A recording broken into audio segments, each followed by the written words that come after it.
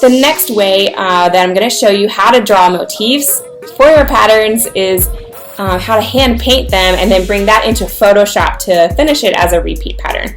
So in terms of painting, there are basically 3 different options that I work in and that I'm gonna show you.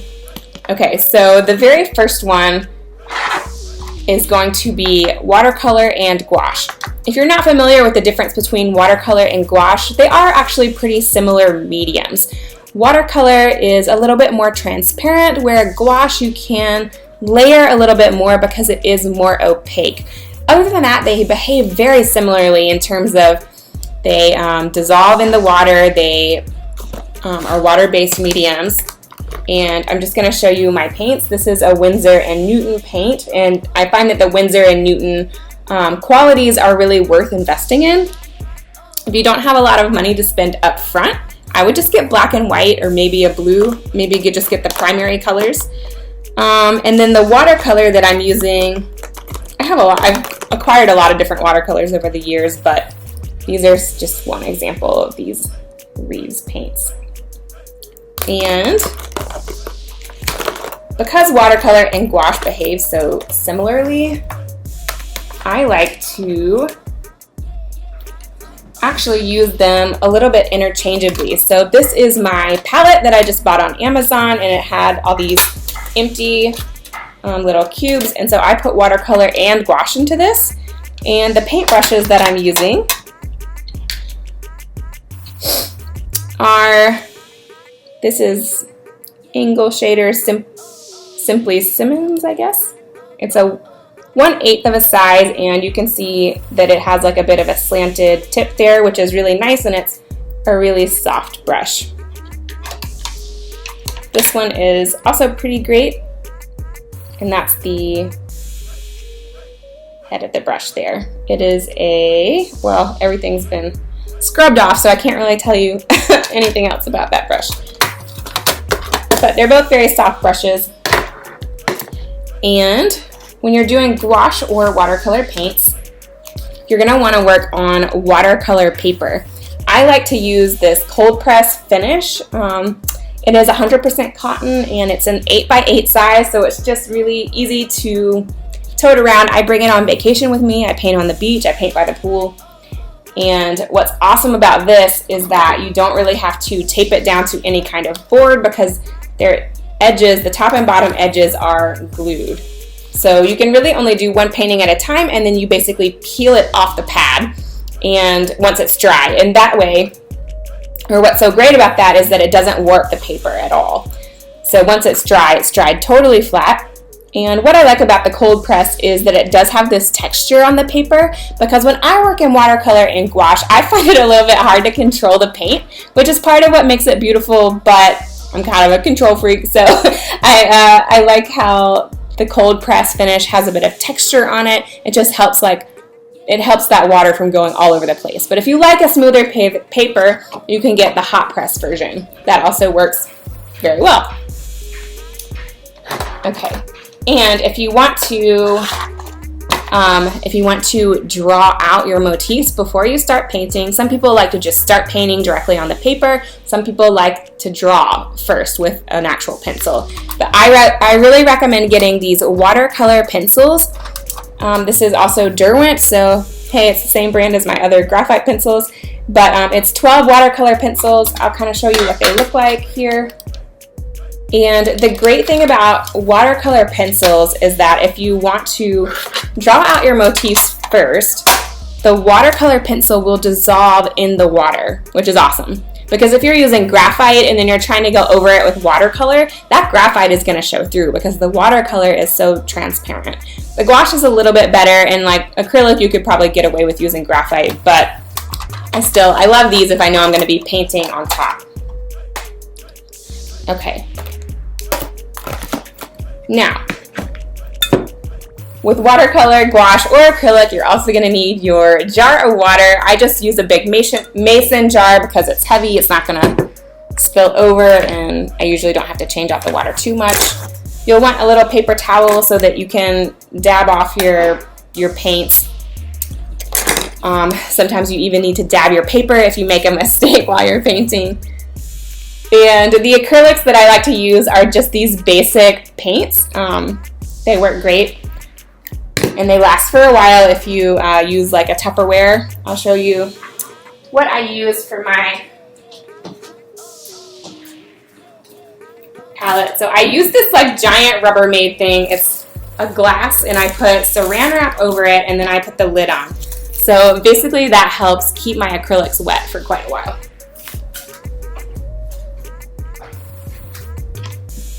Now, if you're gonna work with acrylic, I really recommend using an oil and acrylic canvas paper. And you're gonna want to tape that down to a board because unlike the other pad, it doesn't come glued down on all sides. So I just use a board like this and I clip it and do that. And you can also tape it down if you need to. But the reason why I like using the oil and acrylic canvas paper is because the acrylic tends to be very dry. Unlike the watercolor and the gouache, which holds water really well and it tends to be very wet, it's harder to get the acrylic to stay wet. It wants to dry really fast. And if you're using a paper that's going to absorb that water really fast, like the watercolor paper, this is going to dry out pretty fast. So the canvas paper, it just goes on a lot smoother, it stays wet longer, and I feel like I just am able to control the acrylic paints much better on this type of paper. So now it's time to start painting. Set up your paper, get out your paints, your brushes, and your water. Get out your reference images and just go to town. Next, I'm going to show you a quick reference of an abstract painting I did, and I'll show you how to create a pattern out of it in Photoshop.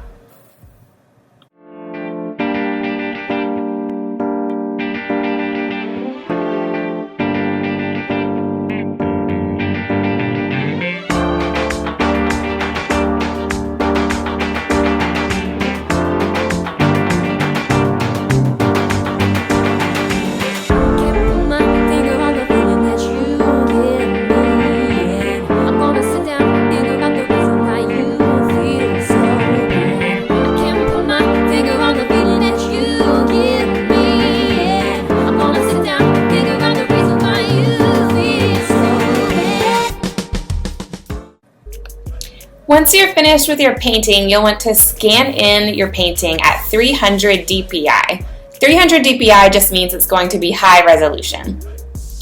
Play with the contrast and brightness in your scanner and try to get it as close as you can to the original painting. This will save you more work in Photoshop later on. So this is an example of my original scan of my painting. From here, we'll put it into Photoshop and create a repeat pattern. So I highly encourage you to head over to Creative Market / Paint Coffee. Coffee is spelled with an IE, and download this seamless pattern fix for Photoshop. It has literally changed my life. It has made creating patterns in Photoshop a million times faster. This is literally the only way I design repeat patterns in Photoshop now. So head over there and go ahead and download it. You can also go over to my resources page on laurenleslie.com/resources and you'll find the listing there. Okay, so the first thing we're going to want to do is to drag our scan over into the artboard, and I've just created a 300 dpi perfect square, and we're just going to click enter to place it. And the next thing is that we're going to want to get rid of this background. So come over to your magic wand tool. My tolerance is set at 10. You just click on that white background and, whoops, we need to rasterize the smart object first. Okay, now we can delete the background and just deselect. Okay, and so the next thing I'm going to do is I'm going to get rid of some of these places where the edges have been cut off, because in order to create a repeat, we're going to want whole motifs. So I'm just going to come over to my selection tool here and just get rid of some of these little areas.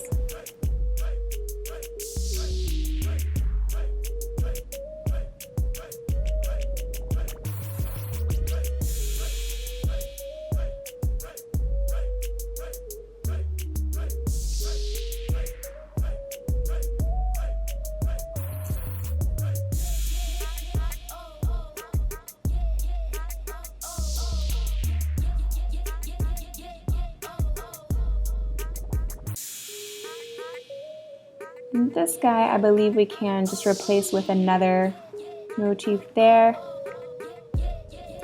So I'm just going to delete that guy, grab his friend, hit copy, paste, and drag him over to where the other one was and just make him a little bit bigger to fill that space. All right, perfect. Now just look around your edge and make sure that there are no other motifs that are getting cut off. Come over to your layers and let's just merge these layers down. Okay, so the next thing you can do is come over to your actions and you'll have all of these options over here. And you'll just want to kind of hover your artwork over the edge, come to your actions, and click copy right. And so you can see exactly where your artwork is being cut off on one side. It has jumped over to this side and is going to be repeating seamlessly there. Okay, so let's move the artwork up.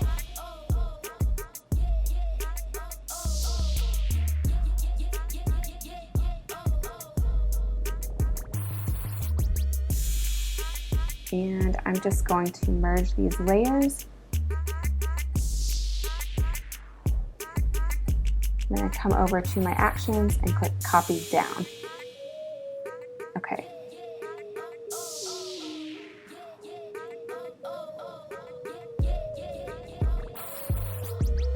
And I'm going to merge these layers again. Okay, so basically now all we need to do is fill in the holes where it is still needing to be repeated. So we can come over to our selection tool and we can just drag and copy different areas. Let's see what this would be a good size.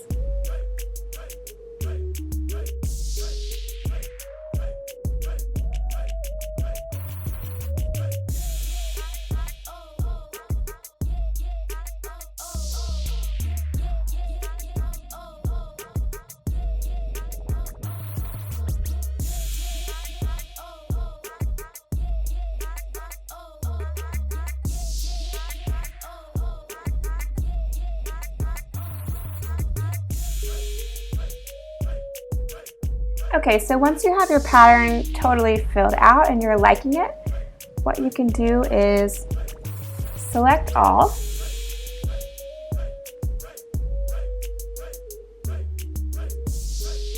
And to edit and define pattern.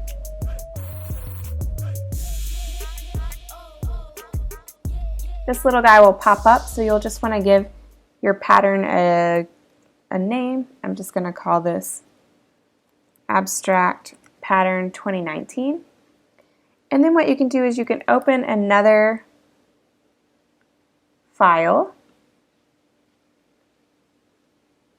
And I like to open something that's a little bit longer. Actually, that's probably going to be too. Let's see. So what you can do is you can open a new file, and I like to do something a little more horizontal so that we can see how the pattern is repeating a little bit better. So I'm just going to make a new layer and come down to the pattern overlay. And then you can select your newest pattern. Yeah, and we can see actually, if we go back to the pattern overlay, you can scale this.